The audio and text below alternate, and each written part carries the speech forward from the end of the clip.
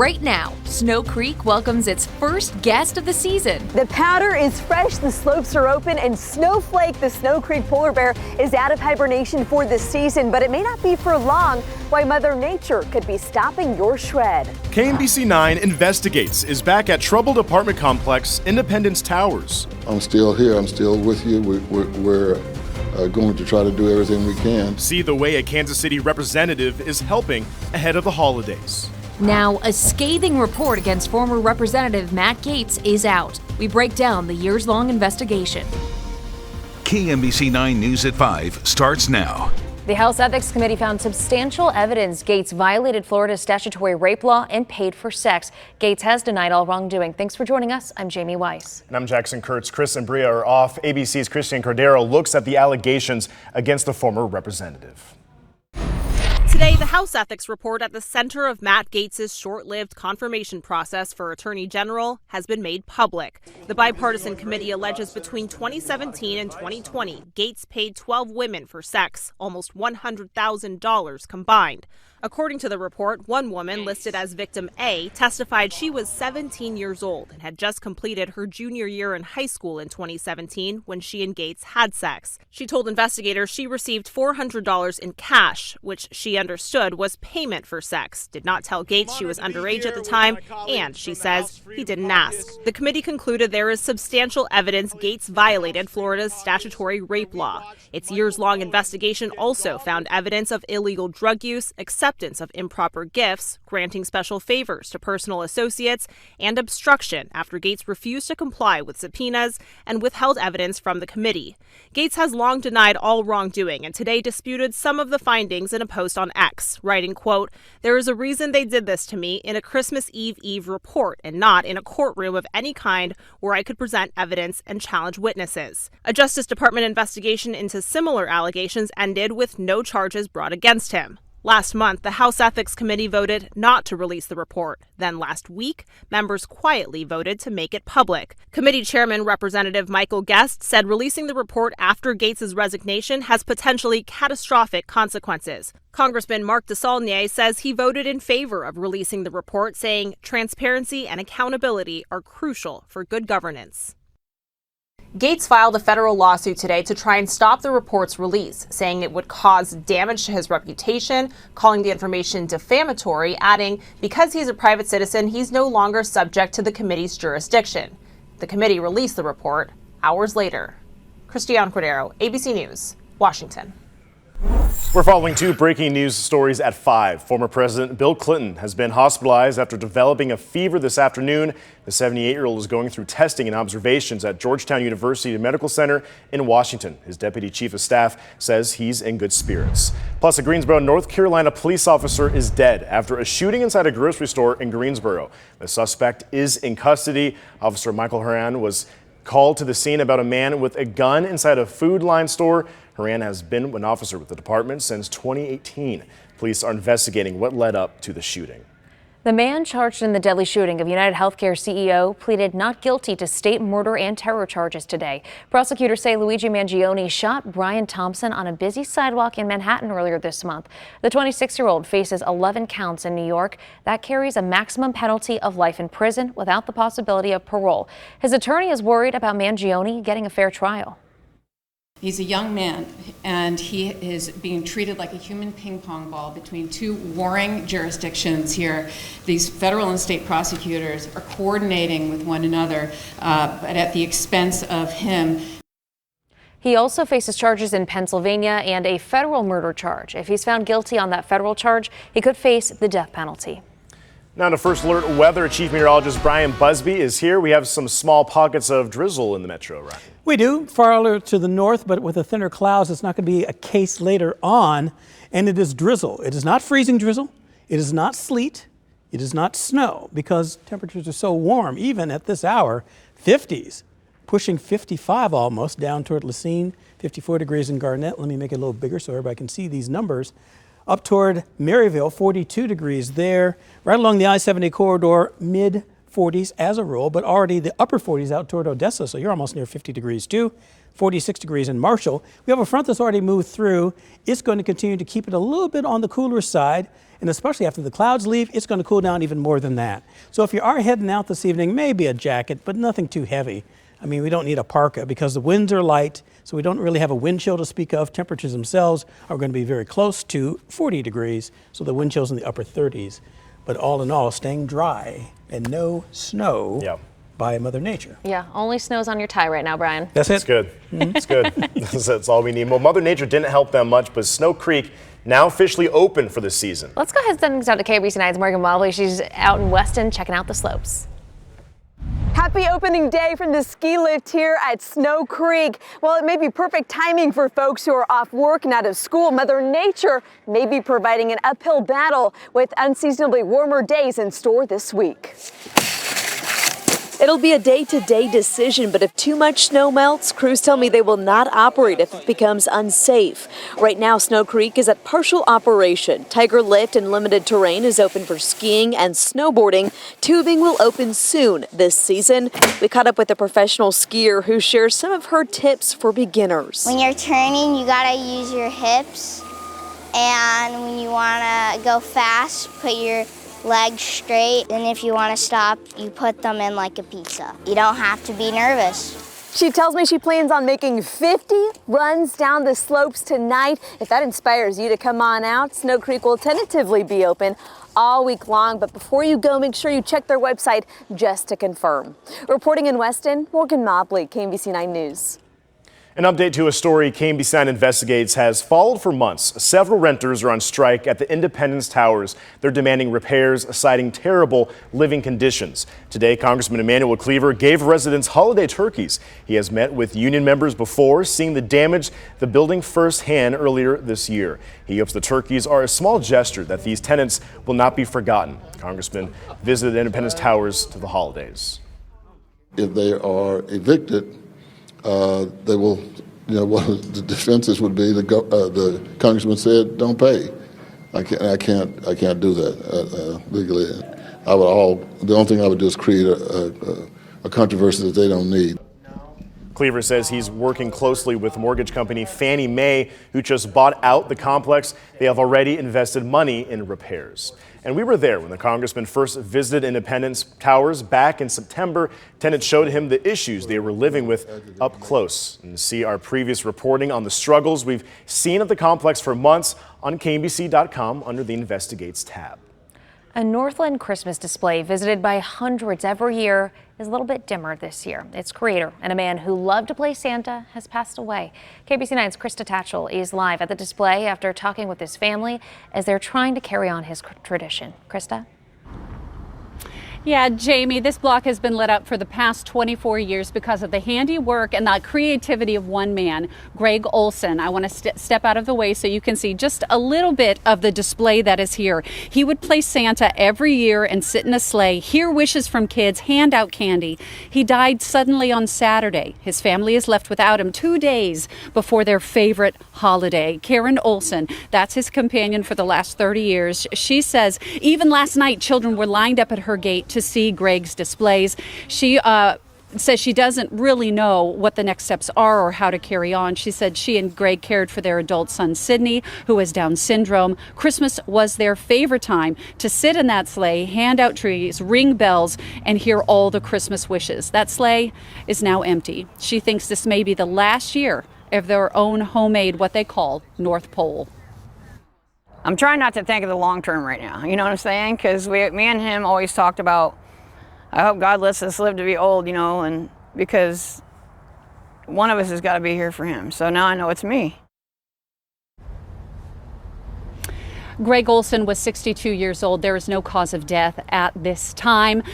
We asked Karen today, we said, what do you need? And she said, well, she's going to be really leaning into her friends this week. She might sell some of the displays and she needs a lot of help taking it down. But for now, she invites the kids and families to come around the block and see the lights that Greg put up. We're live in Clay Como. Krista Tatchell, KBC 9 News. Thank you for sharing their message, Krista. And that display is going to be open for viewing through Christmas Day.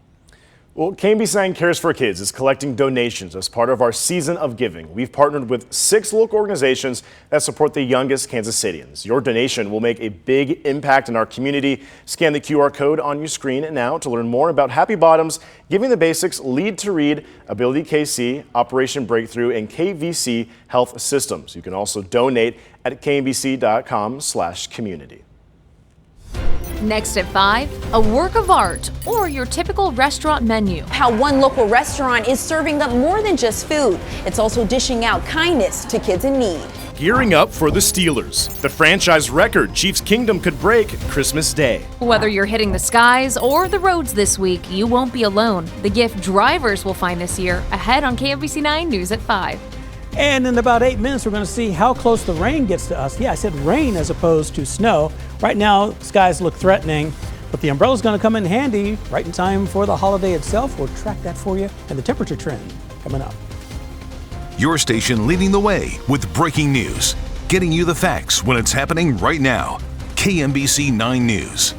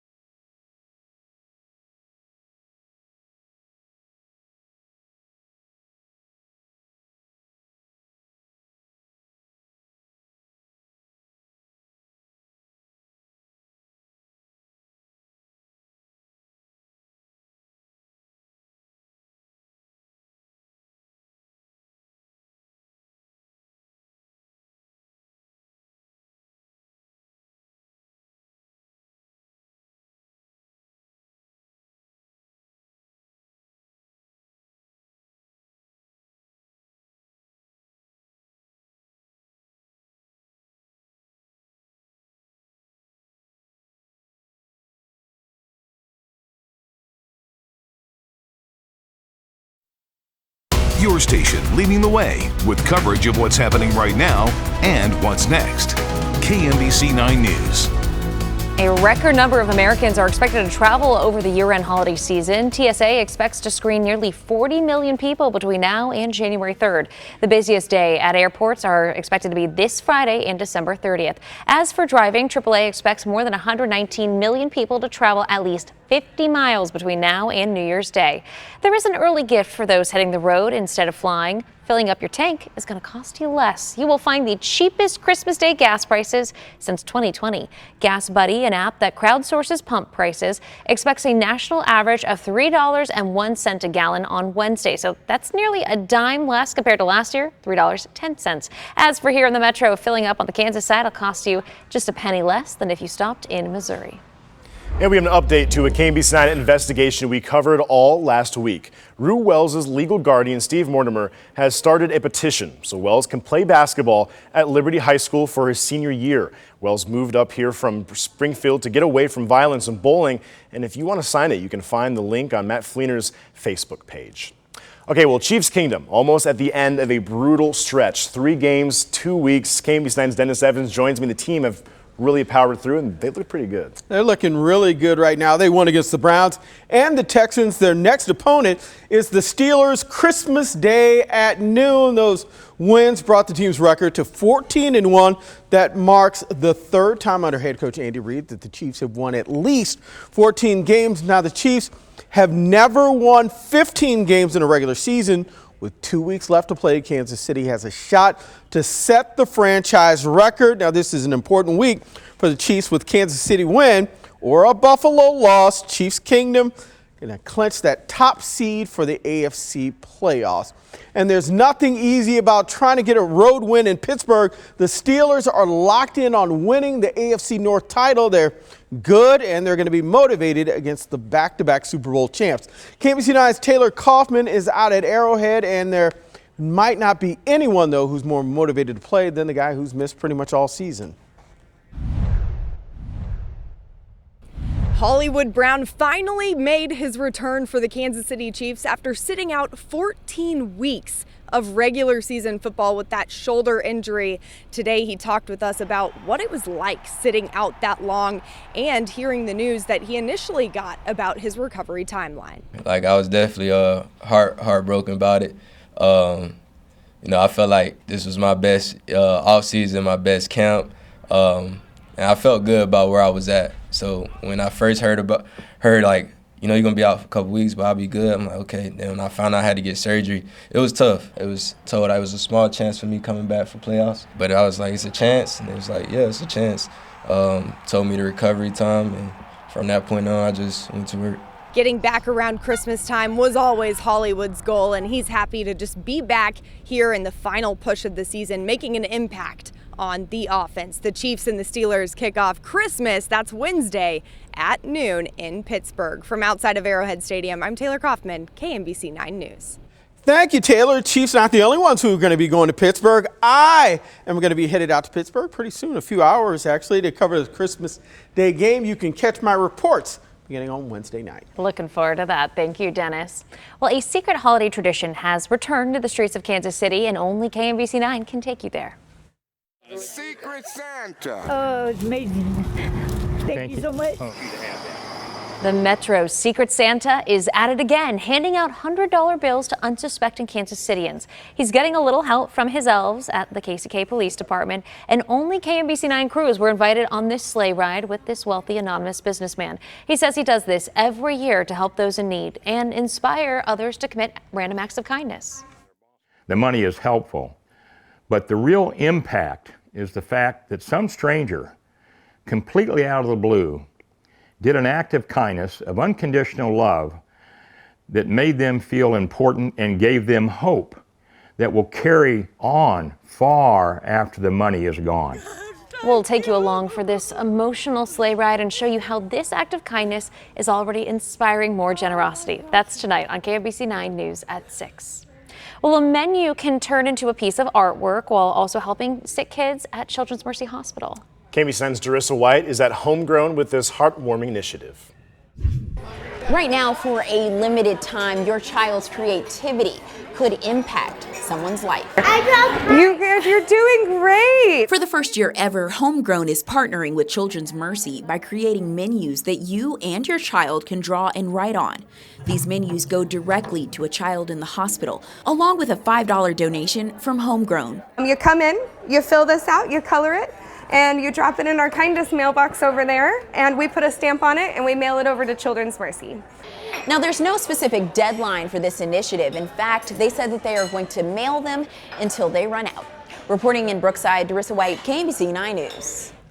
And Homegrown says they're planning to send these letters to Children's Mercy every day. I love that. That's cool. so special. Right ahead of Christmas and Hanukkah and all the holidays. Yeah, you need it. And right around the corner, New Year's to start a fresh start, 2025. And right now the weather is so warm. I mean, if there are any potential problems, we're going to show you not only the snow, and use the color code at the top, but also rain that's going to be moving through the southern plains states, trying to get closer to Kansas City, maybe toward the Ozarks, Poplar Bluff, also down toward Colorado. That's where it's going to be snow. And as you go down toward the Gulf Coast region, that's where it is all rain and even some thunderstorms. They could even see some active weather, because remember, this is their severe weather season farther down to the south. Snows up and down the Rockies themselves. Closer to the coast, it'll be a driving rain. Seattle, Portland, if you're heading that way, it's going to slow you down. And as mentioned, still some chances of additional snow, possibly some snow even in western Pennsylvania, since that's where they're going to be heading for that game. Starting to see some of the cloudiness thin out a little bit. Our current temperature, 43 degrees. Humidity at 57%. A north wind at 7 miles an hour. It's pretty dry right now. We're not mentioning any rain this evening or even the drizzle we had earlier. Temperatures by tomorrow morning below freezing for just about everybody or close to it along the I-70 corridor. 52 degrees in Kansas City. 35 degrees, I should say. That is 32 in Kansas City, 35 degrees down to the southwest toward Ottawa, 28 degrees in Trenton, 30 in Liberty. High temperatures on your Tuesday, well, they're always going to be closer to normal, if not a little below. The farther east and northeast you travel, the farther south you go, it's going to be milder than you'd expect for December. Here's what's going on according to First Alert Future Scan. Some showers are going to try to develop farther down to the south. This is now about 9 in the morning tomorrow.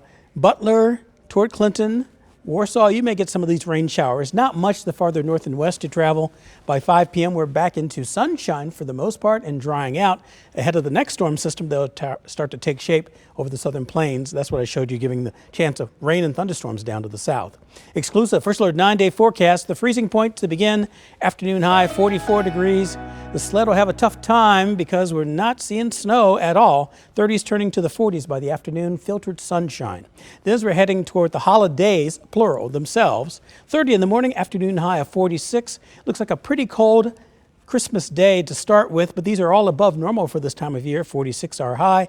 And then at sundown, that's when Hanukkah starts, and the temperature then about 41 degrees. But as you see here, going to be fairly dry by then. But then it starts to pick up Thursday and Friday with chances of drizzle. Morning drizzle on Saturday, staying in the 50s.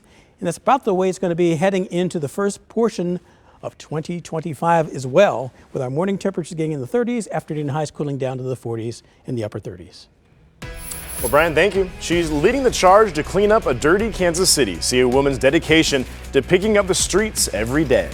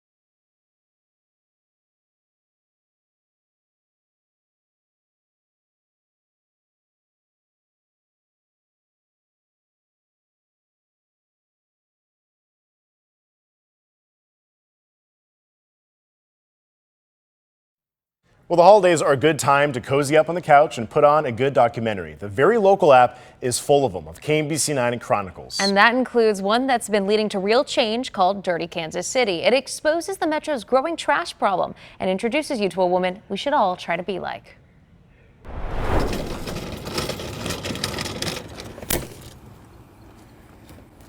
No trash never stays on this street.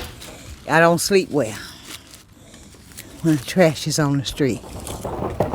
Kansas City needs more Minnie Mitchums. Miss Minnie. 72 years old, this retired government worker has walked this block near Gregory and Agnes for 45 years. When I come out here at eating time, I go all the way down to Gregory and make sure all the trash is gone, because there shouldn't be no trash left. Today was trash day.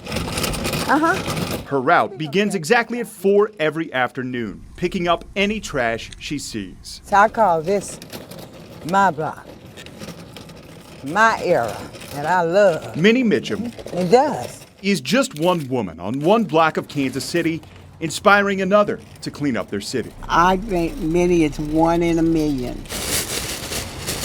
The trash ain't gonna pick up itself. If she can do it, 70-something-year-old woman, I can do it. Everybody asks me, you still working in the neighborhood? Oh yeah.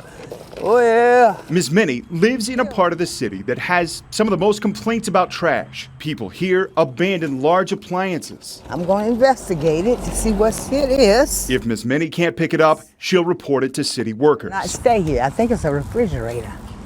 It is a refrigerator. Yep.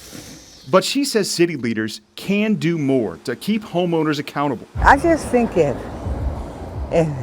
the city councilmen and the mayors would just step just another step higher, they could help a lot. Chronicle Dirty Kansas City is available to stream right now on the Very Local app. You can also watch several of our other Chronicle documentaries. The easiest way to do so is search KMBC Chronicle in the Very Local app.